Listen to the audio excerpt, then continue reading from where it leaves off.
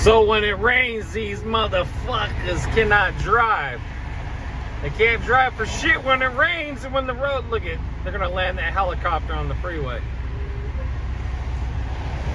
These fuckers can't drive when the roads are wet. It's too complicated for them.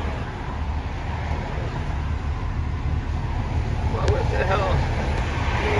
Is that ice? Is that ice coming down to deport some fuckers?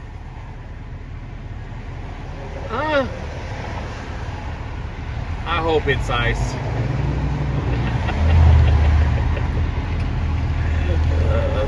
Shit. All I know is these people can't drive for shit.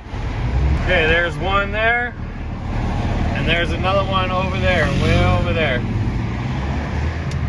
Deport these non-English speaking drivers! There's a couple right there. That bullshit man, BS man trucking, bullshit man trucking. Look at all that yabba dabba doo language right there. See all that? We call that yabba dabba doo.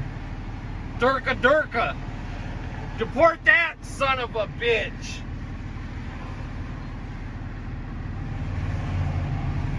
Yep. Alright, I'll let you know if I see anybody get deported. Fingers crossed for deportations on the freeway.